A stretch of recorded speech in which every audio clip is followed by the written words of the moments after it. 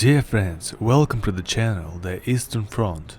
Not so long ago I made a video about the pistol loopholes in the T-34-85 turret, where I talk about, among other things, holes in the sides of the turret to fire firearms. But I didn't say anything about the weapon itself, and there are tricks here. Despite the fact that in 1930 a modern Tokarev self-loading pistol was adopted, tankers of the Great Patriotic War use revolver Nagant, produced since 1895. Let's figure out why tankers are so old-fashioned. In 1938, a competition was announced for the development of personal weapons for the tankers. Famous gunsmiths took part: Korovin, Voivodin, Tokarev, Rakov. What was wrong with the Tokarev's gun? There were several reasons. It may seem strange, but the flat magazine, an attribute of a modern pistol, simply fell out or was lost very often. This is even recorded in the documents of the Special Commission. The 1930 model pistol TT in service cannot be adopted by the armored vehicles troops, and in addition requires improvements: loss of the magazine, debugging of the descent.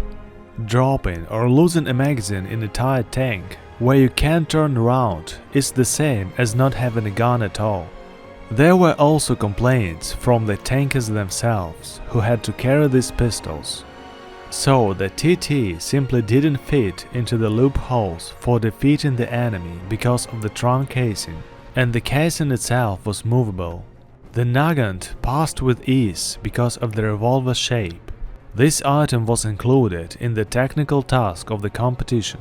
The Voivodin's pistol was chosen, which resembled a German Luger, aka Parabellum.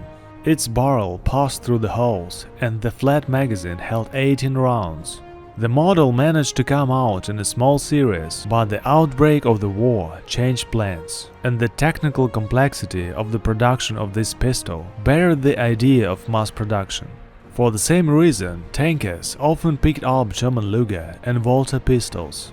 Again, because of the shape of the trunk. Here is how the outfit of a tankman looked like, except taken from the memoir of Vadim Nikolaevich Udilov, Notes of a Counterintelligence Agent. I have always carefully prepared to the fight. Since the Crimean battles, I carried a captured Parabellum pistol with a long barrel and 2 clips, a small lady's Walter, and my own domestic trouble-free revolver. A revolver was stuck into the wide tops of the Kirza boots. Before the attack itself, I relaxed the waist belt so that it was possible, by turning the belt, to place the Parabellum in a sitting position between the legs. And then, God forbid, you'll catch on something in the tank if you have to jump out of a burning vehicle. Walter guns fit depending on the time of the year: in summer in the pocket of trousers, in winter in the pocket of a padded jacket.